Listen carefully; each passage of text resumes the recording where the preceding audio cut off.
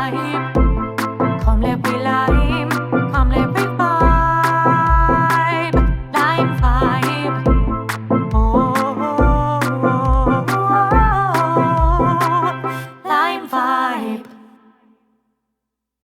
Record.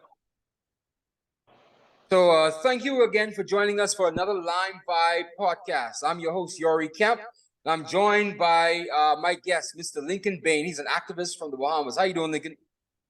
I am doing awesome, man. Thanks for having me. No, thank you for joining us, Lincoln. You've been making a lot of waves in the Bahamas, man. So tell me what's been going on with you in the Bahamas. Well, we have one country, and we're fighting for this country, and we have a duty to do that. A lot of people, may feel that it's good to settle down and wait until, the government does what it's supposed to do. But if you don't put pressure on the government, they'll never do what they're supposed to do. So right now, we're just trying to fight to save our one and only Bahamas, because if we don't, who will? Yeah, that's true. And you've been fighting a lot, man. You guys made some waves at the CARICOM meeting that was held here 2 weeks ago, weren't you, right? But you guys were stopped from doing your protest. Tell me what happened at that protest, man. That planned protest. Well, we intended to do a demonstration, a peaceful demonstration out there. And we think that it would have looked good for democracy if the government had allowed us to do so, because it would have shown that, wow, this government really believes in democracy, that they let dissenters have a say. But our government showed that democracy wasn't important to them. They hatched a plan to block us from getting to the place to protest. The fact of the matter is, when we went out there, it was, CARICOM hadn't started yet. So we planned our demonstration for that morning, which was September 15th. CARICOM didn't start till that evening at Atlantis, not even at that location. So for them to say that we could have interrupted CARICOM in some kind of way, I don't know what kind of magical thing that would have been for us to be time travelers and location travelers at the same time, teleporters. But I don't understand how there could have been a security risk there. But we went there to demonstrate, and we invited the public to come out, and they have to plan to block us from getting in by checking each car to see who was there. They were looking for me and Maria to see if we were in the car. But the truth of the matter is, we were already staying in the hotel from the day before, and we were guests of the hotel for a few days, and so we had a right to be there.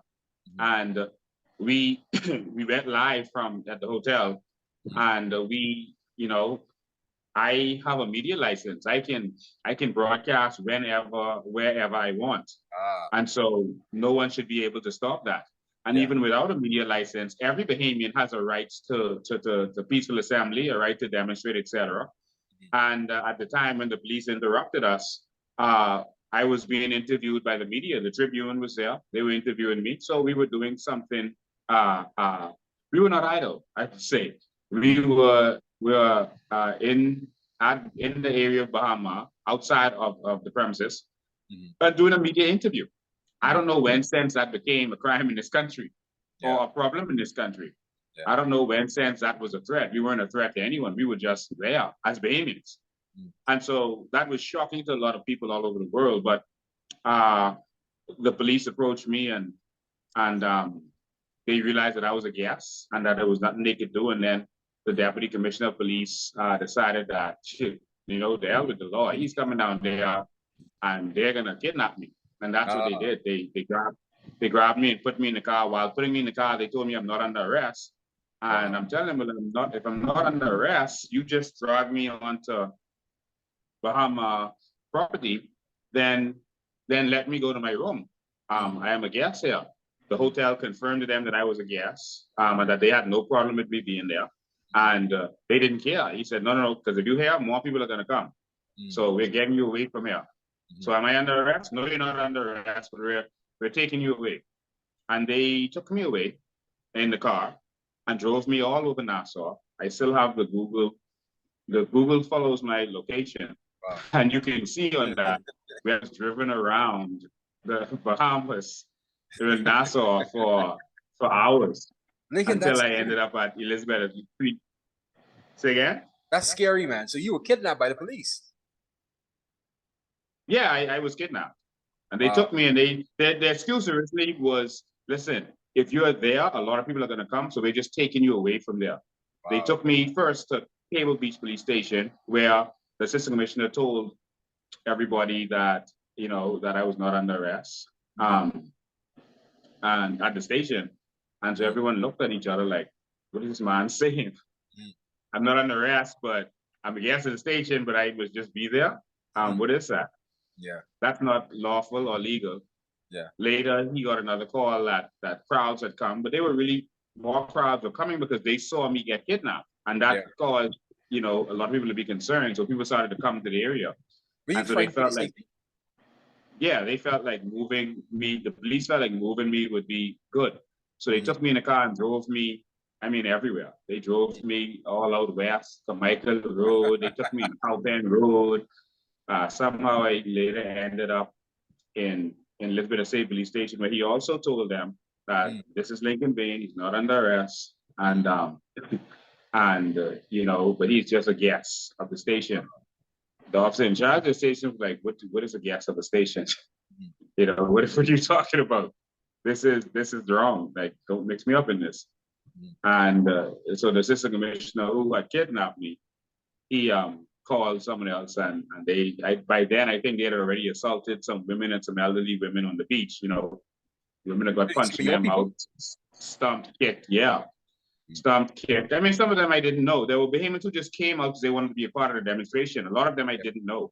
Yeah. So some of them were our people, and some of them were Bahamians who were fed up and concerned. And so they had assaulted some people on the beach. And so by then they realized, oh, you know, we messed up. We're gonna have to arrest them. And they held us for more than 48 hours. Wow. And then took us to court after 48 hours, which is unheard of. You know, for minor offenses. But no arrest. But 48 hours without being charged. And that means that democracy is dead in the Bahamas. Wow. It means that we have no law. The rule of law was defiled when that happened. And so we'll see what the justice system has to say about that. So you got yourself lawyers? Say again? You got yourself a lawyer? Yeah, we have several lawyers. Okay. Now you mentioned a Maria. I mean, that's Maria Daxon, I assume it is, right? And she's your vice president of the Coalition of Independence, right? Yeah, she's the deputy leader of the Coalition of Independence. So how many other people are involved with the coalition? How many people? Yeah, how many people on your executive team are involved with the coalition? Oh, how many people on the executive team? We have a full executive team, just like every other party. We have a chairman, you know, vice chairman, all of the positions, Treasury Secretary, Secretary General, sorry. We have all of those positions that every other party has. Okay. So speaking of the Coalition of Independence, is that your quote-unquote political party, right?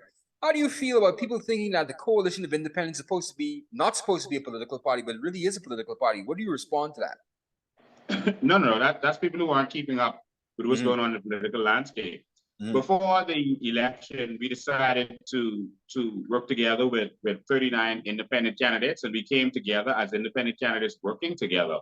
And that was really the plan, that we would just use our synergies and work together to get this done. But we ran as independent candidates. But after the election, we had a meeting. We decided to keep going, that we wanted to continue, and that we would form an official political party. And so we decided, and we announced that publicly, we decided to form an official political party, and that is what we did. And so right now we are in the process of building all of the branches to organize everything. And we're going to have a convention where we choose a leader and everything else. And so we're in that process right now. Okay, that's good. That's good. So let me ask you another question, Lincoln. Why couldn't you fit into one of the other political parties like the FNM or the PLP or the DNA? Because you ran for the Democratic National Alliance before, didn't you, right? In 2017. So why did that happen? Yes, I did. Yes, I did. I've heard people say that I've run for every party or I've been in everybody. No, I've only run for the DNA and for the Coalition of Independence. I've not run for any other parties. So it's strange to me when I hear all these different stuff out there. Well, the reason you couldn't fit in there is because you don't put new wine in an old wineskin. You know, it's gonna burst, it's gonna destroy. Those parties are corrupt. They are controlled by a system that is corrupt. The people who control the money control those parties. And basically, when you get in, you have to do what you're told. And I've heard so many MPs tell me, I've even had, for example, Glennis Martin, you know, she talked to me outside the House of Assembly one day, and she said, listen, I came into this with so much zeal and vigor, and there's so much things I wanted to accomplish. And then when I got in the party, I realized that you can't do anything. You have to just do what you're told, and that's it. You have no power to do anything. Wow. You just have to fall in line, and that's the problem. And I said, but Glennis, you are still there. You know, so I can't fit into that mold. And I think that the Bahamas is ready for something different. And this is the time. So in terms of the DNA has a similar system, but I didn't mind going forward with the DNA. I attempted to meet with the leader to see what her vision was for the party after Brian left. And she didn't meet with me to let me know what the vision is. And I explained to her that I'm not a sheep. I don't just follow, but when I follow you wholeheartedly, and I go all out. But I follow vision. All right, not necessarily a leader. I follow vision. If you have a vision, and I believe in that vision, I'm going to follow that. You know, I'm going to do whatever it takes to make that come to fruition. And the vision doesn't have to come from me.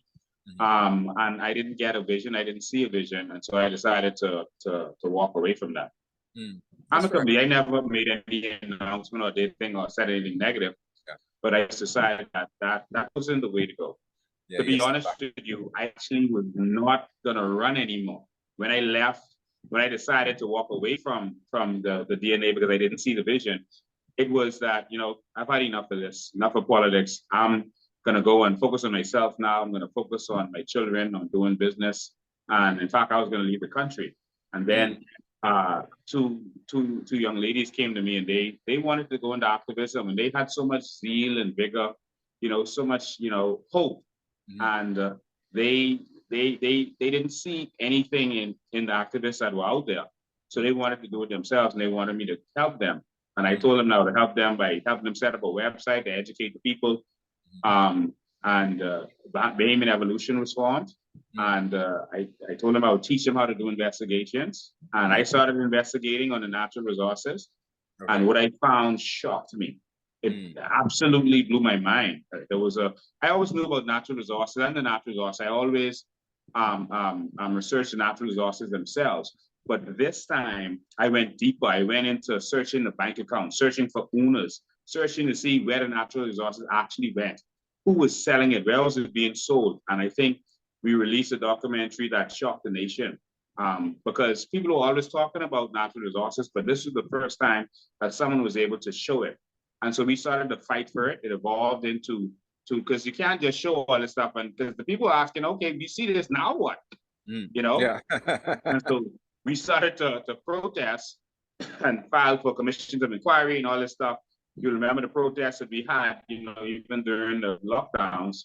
And, you know, and eventually we saw that I wasn't going to do what is right. I had a false arrest. They arrested me when we were going to have a big rally. A lot of the musicians were invited, and they thought that this would have been too big. And they did some false arrests on some made trumped up charges that they dropped afterwards. And while in the jail cell, I got a premonition, you know, that, you know, I got to do this. You know, you can't depend on the politicians to do it right. They're not going to do it. And so that's when I announced that we would do 39 independent candidates in order to put real people into the House of Assembly. And so that's how I went from activism into politics. But let's talk about your activism start first, though. How did you really get into activism? How does one get into activism? How did you actually get into agitating for change and activism? I've been an activist for about 20 years now, or more than 20 years, fighting for different causes. I'm not new to this. I'm not a Johnny-come-lately. I've been fighting major causes. Many of them made some international headlines, some national headlines. I fought for different people. Some famous cases were like the Sea Hauler victims, the famous boat crash, where they had lawyers, some of the best lawyers in this country for 4 years who couldn't do anything for them. And it was like the system had just blocked them because of who was related to who owned the boats. And they got no help until one day someone just called me and said, Lincoln, man, to see all the victims having a protest on the dock. I want you to just come there and see them, man. Just hear their story. And at that time, I was like, man, I'm fighting everyone's battle. I'm tired of fighting everyone's battle. But because of who it was, I said, you know what? I'm gonna come. It was Paul Rule, another activist, and I said, okay, I'll do that for you. I'll come. And I went out there, and I saw, someone with one leg and someone else with back injury and children who had lost their parents, and and I helped them. And they said the system was fighting against them. The media won't cover it. And I said, no way. I'm gonna fight for them, and I did. And we fought. It was a long, hard battle. We fought against the Christie administration. That's, when I famously handcuffed myself to his gate. And, we got locked up then too. Of course, they let us. Your audio went off, Lincoln. One second, your audio went off, Lincoln. Fix your audio, Lincoln. Your audio. Fix your audio, Lincoln. Ingram came in to power. Before him, we went to his office and he demonstrated there. And the next business day, he gave the Sea Otter victims $1 million. Wow. Plus their medical bills, past, present, and future paid.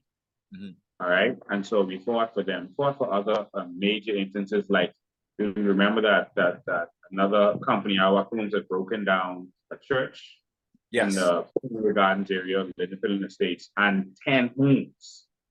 And I was the one who fought them and stopped them. They weren't able to break down one home since. And I fought them and stopped that from happening.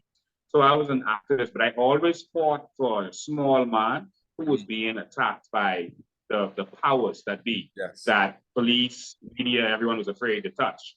I would always fight who people considered Goliaths. And I'd fight them fearlessly. Now, every time they would destroy a business that I had or find out what I do and try to block something, and that's really the price you pay for being an activist. And I accepted it because 700 people were going to lose their homes before Christmas. I didn't bulldoze.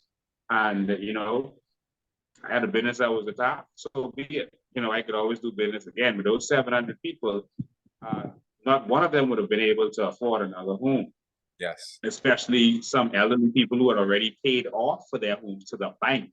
And now someone was coming to say that, they owed them money, they had to pay again.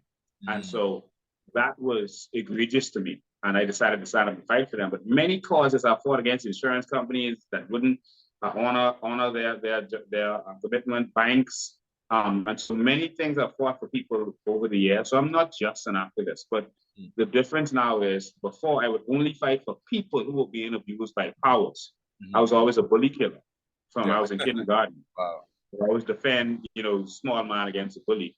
Yeah. But now I'm fighting for the entire nation. And so you would never see me out there fighting for causes, for or against gay rights, or gay marriage, to decrease BEC bills. You never see me fighting for causes. But I would always fight for people. And so now I'm fighting for all of the Bahamian people, because that is my mission. Speaking about the Bahamian people, you mentioned that part of your new platform now is about the natural resources, but that's not how you got internationally popular right now. I don't know if you realize you're trending in the Haitian community internationally because you've been protesting against Haitian immigration in the Bahamas. So tell me about that protest, or tell me about your platform against Haitian immigration in the Bahamas. Against Haitian immigration? Yes. We don't have a problem with Haitian immigration. I don't have a problem with Haitian immigration. I don't have a problem with any immigration. Oh, your mic went off again, Lincoln. Your mic went off again. Your mic went off, Lincoln. Your mic went off, Lincoln. Fix your mic. Fix your microphone. All right. And so to say we're against Haitian immigration, that is nonsense. What we're against is illegal immigration. All right. Because people think you're picking on Haitians right now, actually. Say again? People think that you're picking on Haitians right now. You're picking on poor Haitians right now in the Bahamas. Yeah, I understand that people will think that. but we are against all illegal immigration. Your mic keeps going off, Lincoln. Lincoln, your mic keeps going off. Hello? Your mic keeps going off, Lincoln. All right, Lincoln. So I've done that. Oh, but stop right there, Lincoln. Can you go back and repeat what you said about 2 minutes ago, because your mic went off just then?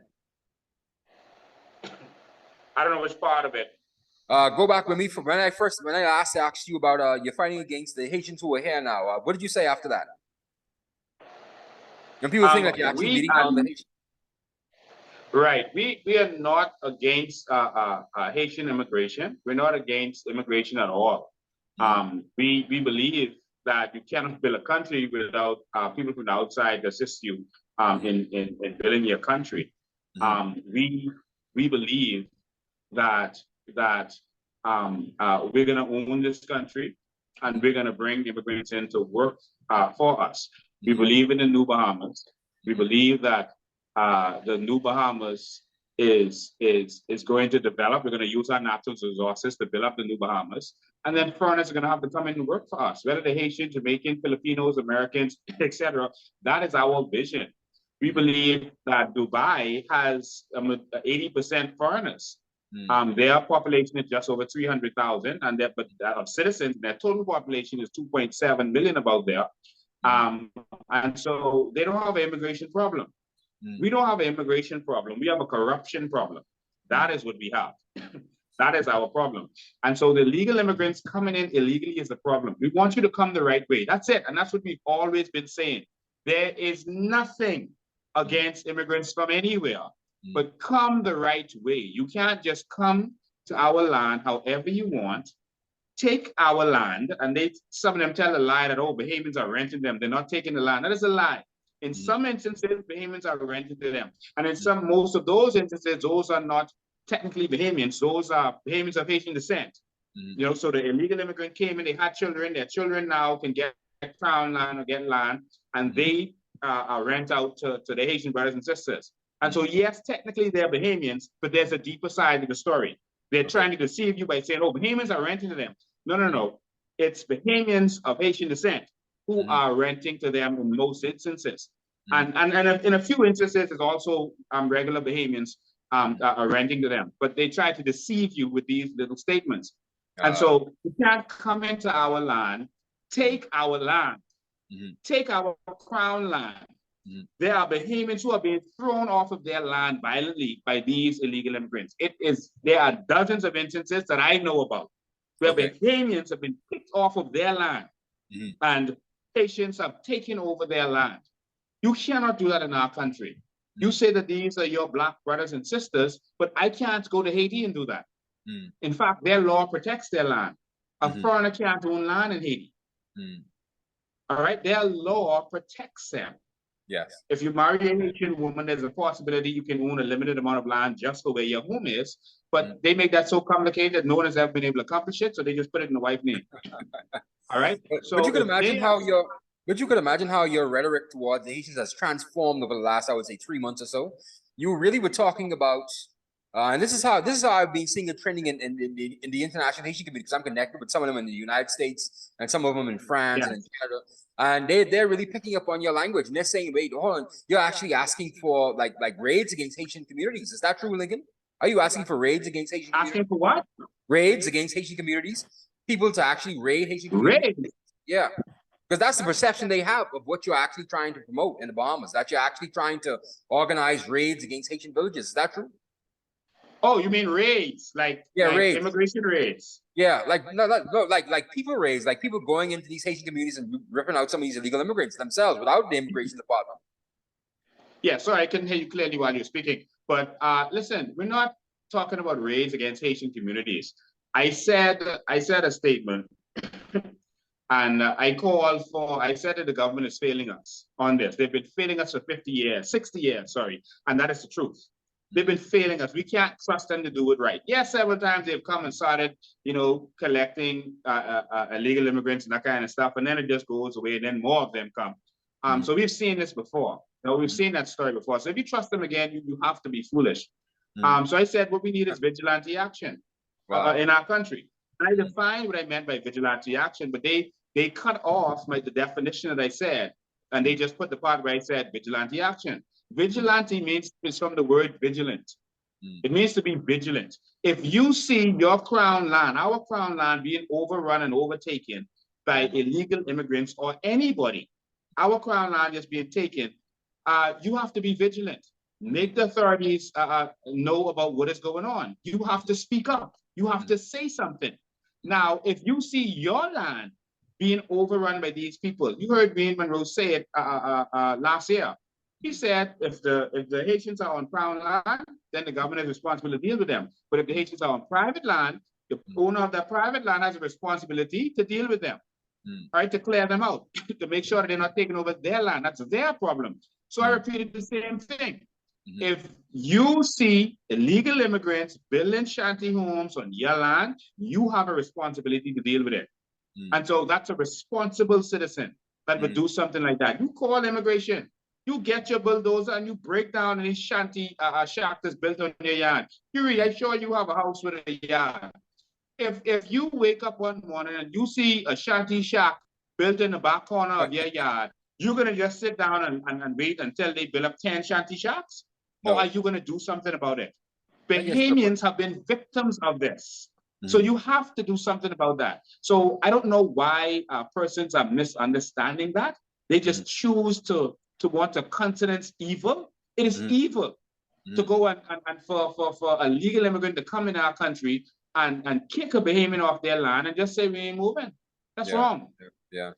But what do you expect to achieve from this though? Because now you're whipping people up against the age-old, like the age-old fear-mongering with anti-immigrant, anti-Haitian. Because really, this is how your crowds are now swelling even more. I've been watching your crowds as well. You start off with about 20 people downtown. Now you have over 150 people, or 200 people sometimes downtown, at the Prime Minister's office with some of your protests. How do you feel about, what do you expect to achieve from all of this now? Because the anti-Haitian immigrant sentiments are now starting to go viral now. So what do you expect to achieve after all of this? What do you expect to happen? Well, I've never been to a protest that had 20 people, so I don't know where that comes from. We've always had hundreds of people when we go out there, but it doesn't even matter if it's one person, one man, and God is the majority. But we don't have an anti-Haitian sentiment. All right, there may be a lot of Bahamians who have that sentiment, and many of them might come out to our protest because we're the only ones standing up. We don't have an anti-anyone sentiment. We're going to we want to have a government for all people. That's a government for Bahamians and a government for everybody else. Yes. And so we're going to have a government for all people. But right now we have a crisis. And right now it's the Haitian immigrants who are flooding our shores. It's them that are doing it. They are flooding our shores illegally. That's a crime. And so that's criminal activity. They are taking our land, private and crown land. They're just taking it and building on it. And it's like no one can touch them. That is wrong. All right. They are taking our jobs. There are many Bahamians who don't have jobs. I saw a young man said that he was working in construction and now it's all Haitians. So he can't get work. And I've spoken to many Bahamians who are going through the same thing. They tell a lie that Bahamians don't want to work. They don't want to do certain jobs. It's a lie. It's Bahamians who are cleaning up the toilets in the hotels right now. It's Bahamians who is cleaning up the vomit of our foreigners right now. Bahamians want to work. Bahamians are on the garbage truck. So what job we won't do? Bahamians are doing landscaping on all of our highways. It's Bahamians cleaning up the side of the road and the highways. There's no job that Bahamians won't do. People are making that excuse. All right? And so they're taking our jobs and they're stealing our identity. They are doing deed polls and taking our names. And then they're interfering with our election process. And so this is the most important part, because by interfering with our election process, you can actually overtake our country. Take our country over and do whatever you will, because we live in majority rule. How are they interfering in the electoral process, Lincoln? What do you have to back that up? Good question. And so we saw a Haitian influencer go on the news and tell all Haitians to vote for the PLP. All right. But the election before that, they told them to vote for the FNM. This time it was vote for the PLP. They're not supporting the FNM anymore. And they talking, you're hearing words coming from them saying that there's more of them than us. They're going to outnumber us, and they're putting their people in certain places. And so I don't mind if someone is in a job position or elected somewhere, but if you're doing it with an ulterior motive to benefit just your people, then Bahamians need to watch out. So if it's not your ulterior motive, then so be it. But all we can see is like there's a different rule for them and a different rule for Bahamians. All right. The coconut vendor gets locked up from the police, a Bahamian. All right, he's fine. The Haitian immigrant, they can van with no license, no permit, no nothing, and no one questions them. Even during COVID, they were out there selling their wares on the side of the street. No one touches them. They can go on the Crown Line and build up whole cities. All right. Bahamians went on the Crown Line, and Bain Monroe came out there with the military and the army. I mean, this is what country are we living in? Who is this country for? That's the question we gotta ask. Yeah, you really touched the nerve with this Haitian immigration situation, because you've been swelling up now. I mean, trust me when I tell you, there's been training throughout the entire Haitian international community, Lincoln, and you really hit a nerve. And your crowds are growing even more as a result of it, man. But you mentioned something about the natural resource. Let's get up the Haitians for a second. Let's start beating them up for a second. You talk about the natural resources. How much more work have you done with regard to natural resources as of late? You said, how much more work have I done? Yeah, have you done? How much more things have you uncovered? We've done a lot of work on the natural resources. First, we investigated it to see what's going on with our natural resources. What are the possibilities? We not only researched paperwork, we researched to see which companies were touching on natural resources. We looked to see what companies they had overseas and where they were hiding their money and what their income was. We also went on the internet and looked to see what our natural resources are being sold for. We found aragonite on the market being sold for up to $7,000 a metric ton. Wow. Our aragonite. But the agreement with the Bahamas government had was that the foreigners would pay $2 per metric ton to get this. That's shocking. I mean, you can't make that kind of profit doing any business in this world. Yeah. All right. That's shocking. And then the people in the business who gave me the information said that the government isn't even collecting the $2. They don't care about the $2. They just care about collecting the under-the-table money for them. They don't care about what goes to the government.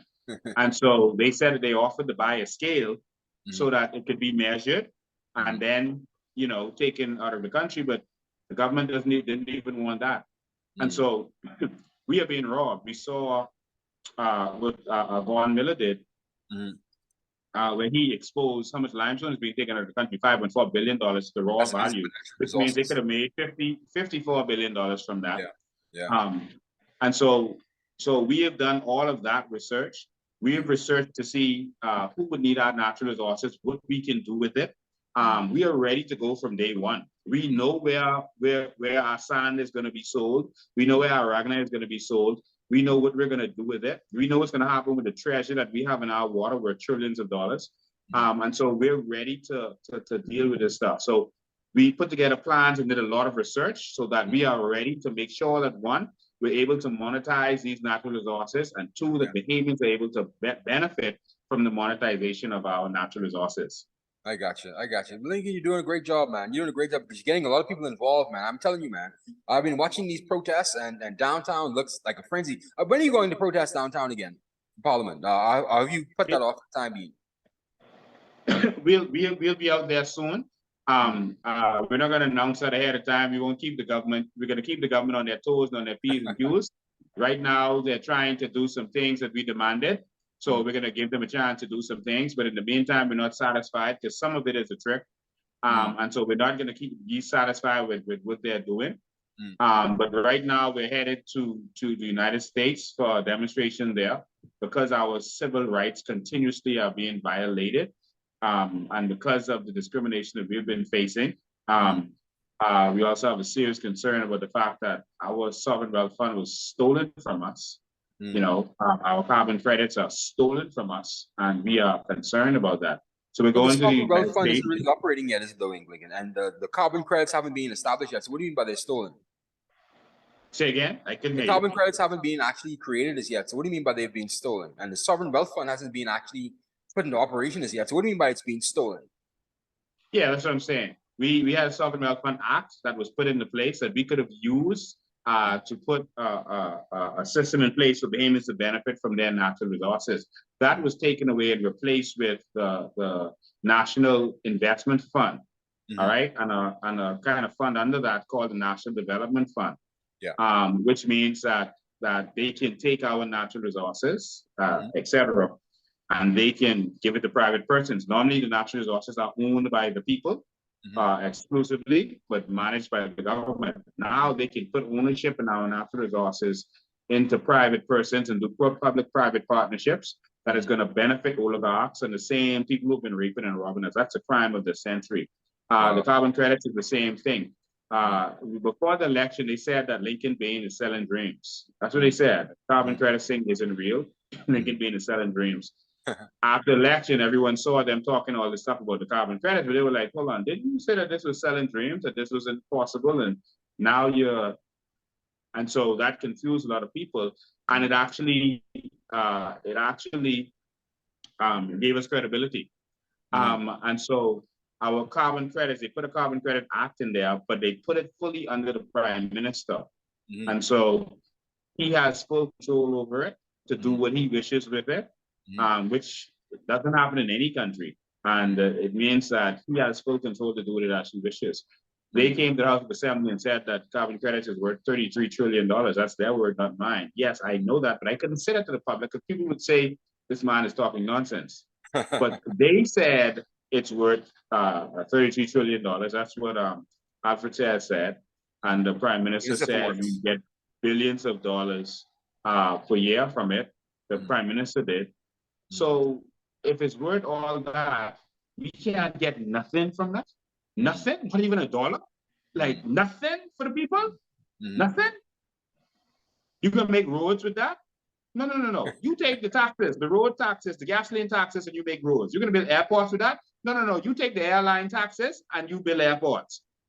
All right. You're going to build bridges with that? No. Take that from the Ministry of Works budget. From taxing the people, bad, whatever you're going to do. Don't mess with our sovereign wealth fund and our carbon credits. We need the benefit first, and then you could talk about the other things that you want to do. Well, speaking about the other things that you want to do, let's shift gears for a second because you've created this movement now. So what's in the future now for this movement? Well, first, before I get to that, tell me a bit more about this protest that's going to be in South Florida. What's happening with that? This is the first time I heard of that. So what are you doing in South Florida? So basically, some Bahamians living in America were disgusted at what they saw on February 15th with how the police attacked, women and elderly men and elderly women. I mean, unprovoked. People who were being peaceful just there. They saw me being kidnapped and they were disgusted at what happened and what continues to happen. We had a previous protest at Parliament where I was attacked by a police officer, and then I was arrested after being attacked, unprovoked. And that these actions disgust a lot of people. They saw where we attempted to deliver a letter to the Prime Minister office, and he refused to let us deliver a letter to the Prime Minister's office. I was there that day, actually. Yeah, that was disgusting. That is against my constitutional rights and the constitutional rights of others. That's our office. We should have access to it. Yeah. And then they saw what happened with Miss Justina Curry, a Bahamian, a retired nurse, who took her life savings and got a farm, built a house in it, and built some crops. And that was going to be her action to the rest of her life, her retirement. But some Haitian immigrants came and took over her land, threatened her, told her they'll kill her if she comes back, and they would, kick her ass, is what they said. And they destroyed her house, destroyed her crops, and just took over the land. It's sickening. No one came to her aid. And so we decided to go out there because the government was putting pressure on her that if they gave her the land for farming, and if she didn't actually farm on the land, they're going to take it back. But she said, I can't farm on the land because these people have taken it over. We've asked your help. And they was like, it's your responsibility to move them. And so she decided to go and remove the buildings that were vacant, and we went down there with her. Because anyone can move, or if it's on your property, it's a vacant building, you can break it down. And that's what we decided to do. And persons who were also there, we had given them a lot of warning. And, we told them that we're coming there with the bulldozer, and everyone had voluntarily decided to move. Every single person in the shanty down had decided to move, all of them. You got it in writing? And that was I know these things that you actually need a court order, or you need some permission from the person who's actually on the property that you could actually take down their dwelling or that chattel. Did you get permission, or did you get a court order at least? You don't need a court order to break down a vacant building on your property. All right, you don't need a court order for that. Now, if you are renting to someone and you want to move them from the property, that's a different story. You have to take the court first. If you allow someone to squat for a period of time and you want to move them, you can go to the court and you can have them evicted. But if persons voluntarily said we're moving, and if you watch the video, you would see that even in the church, they gathered the people together and they agreed that what happened to the woman was wrong. They said that she was not collecting any rent from them. They said it in the church, so and that they were going to move. Okay.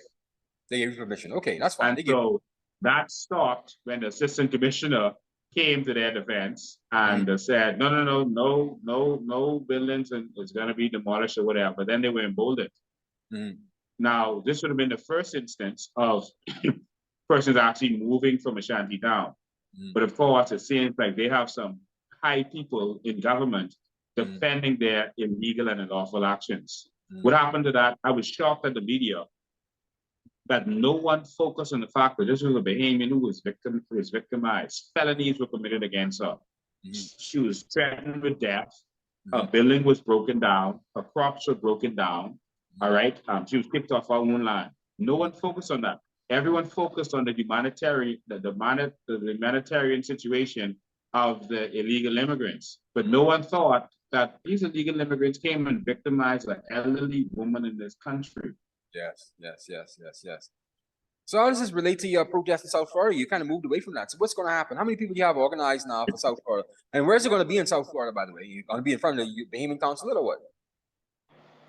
Yeah, so some Bahamians, again, who saw what was happening in the Bahamas, they decided to organize a protest, and they invited us.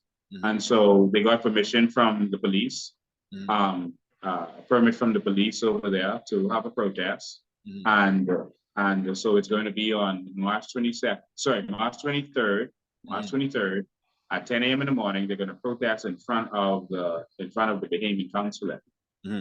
Right, and so they are going to protest. They're going to deliver a letter to the Bain Consulate expressing their displeasure with what they see the Davis administration doing to their own people, which is shocking to a lot of people around the world. I got you. So that's March 23rd, you say. So what else is up next for you and the coalition and the movement you've created? Because you've created quite a movement, man. This is going back to, I haven't seen anything like this in quite some time, actually. I remember the We March thing. That was pretty big. But you guys are building up and you're swelling to be even bigger than the We March situation. So tell me what's going to go on for you next. Your mic went off again, Lincoln. Your mic went off again. Your mic went off again, Lincoln. No, your mic went off. Can you hear me? Yeah, your mic. I can't hear you. Your mic went off.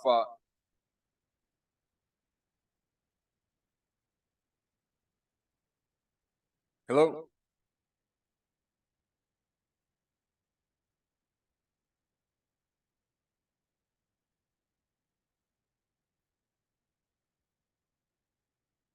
Well, I guess that's it. We lost Lincoln there.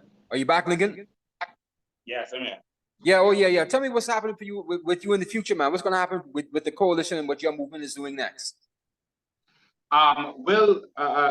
We are preparing for the next general election.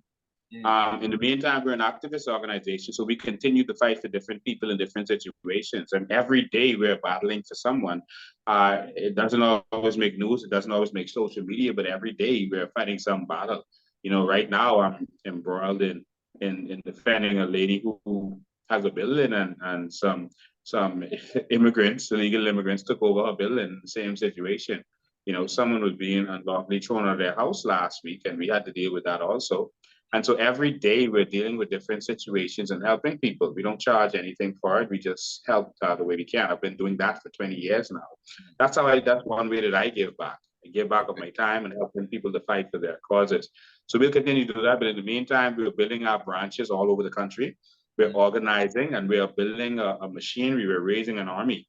And so we're also putting it out there for people who want to run in the next general election to come forward. It's time to come forward. We're hitting the streets. We're working. We haven't stopped. You know, the election was just a day. We kept going. Even after the election, days after the election, we were still going. And so we're going to continue to move and build this organization so that when the next election is called, we're going to be ready to take over this nation. Gotcha. And the administration and the police force hasn't intimidated you in the least? You said the administration? The administration and the police force has not intimidated you in the least?